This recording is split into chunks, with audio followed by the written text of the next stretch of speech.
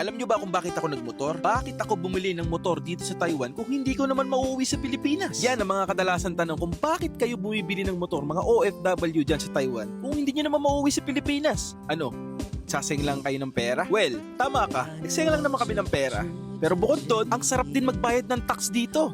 Dahil bukod sa may tax refund kami every year, kahit kaming mga migrant worker, nakikita namin yung ginagawa ng Taiwan government. Kaya nga masasabi kong napakasarap mamuhay dito sa Taiwan. Kung pwede nga lang talagang maging forever na, kaya lang hindi pwede dahil kailangan natin talagang bumalik sa ating lupang sinilangan. Kaya nga sa bawat pagpiga ko ng throttle, tanging iniisip ko lamang, sana maging ganito na ang Pilipinas. At ang mga buwis, sana napupunta sa tama. Hindi sa mga matatabang buhaya na inuunang magpayaman bago ang bayan. Kaya ngayon sa darating na eleksyon, boto natin sinong karapat-dapat. Mantakin nyo na pag-iiwanan na tayo, pag-iiwanan na ang bayan natin. Kaya sana naman tayong mga Pilipino, maging wise na tayo sa mga iboboto natin. Iboto natin yung hindi pa ulit-ulit na mga politiko. Ang iboto sana natin politiko, yung walang bulsa.